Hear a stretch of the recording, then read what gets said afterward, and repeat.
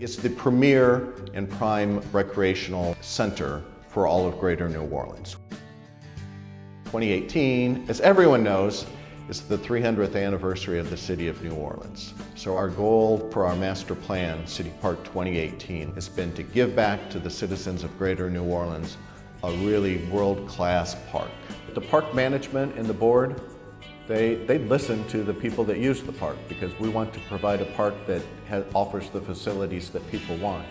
So to develop the master plan, we had a whole series of public meetings and people could talk about whatever they wanted. A couple of the things that came up in the public hearings found their way into the master plan.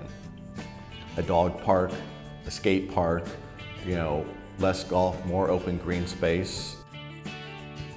The park is continually evolving. 15 years ago, disc golf, I don't think, was even on the radar. So now we have disc golf because there's a large constituency of people that like to play that. So anytime we look at changing the master plan, and I think we're required either by the state or by our own governance to look at the master plan every year. And if we're proposing changes, then we have open meetings that we advertise and people can come in and comment on them. But we do our best to stay true to our mission and deliver a product that people like.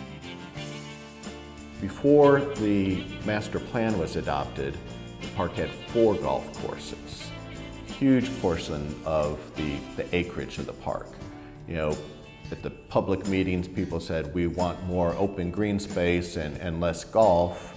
And so we closed the South Golf Course. This was prior to the hurricane. And that's where you now see the Big Lake area and soon a new $4 million festival grounds area, which is, just think Big Lake, but in a larger area. For a few years, the North Golf Course has been open, as is the driving range. So we are providing golf, and we have been working collaboratively with the Bayou District Foundation for years, a few years, to try and compact a deal where we join together to build a professional level, higher level golf course in part of the land that used to be golf, while still freeing up additional space that was golf before for other uses within the park, such as an urban farm. So it just has taken a long time. We're inching towards the finish line. I think we're going to get there.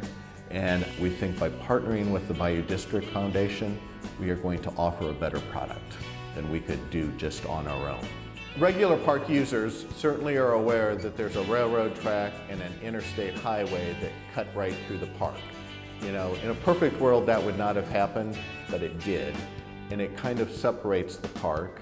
And per our master plan, we're focusing more of the cultural activities and amusements south of the railroad tracks and moving more, not all, but moving more of the athletic facilities north of the railroad tracks. That's why we shut down tennis south of the railroad tracks and built the new course to the north. And we're developing that whole area that used to be partly tennis into the Tricentennial Place. Tricentennial after the 300th anniversary of the City of New Orleans in 2018. Now we have the Goldring-Woldenberg Great Lawn. We have a nice new, nicely landscaped parking lot. And then we are currently raising money for a miniature golf course complex adjacent to the Great Lawn and hope to start construction later this year. So then north of I-610, now we have tennis, our soccer complex, we have one golf course, working to get another one open, and also have the magnificent 60-acre Couturier Forest. So it's a real treat to be in the City of New Orleans and know that the park is so centrally located that anybody can get to it in a relatively short amount of time and be lost in the woods, figuratively, not literally, if they want to be.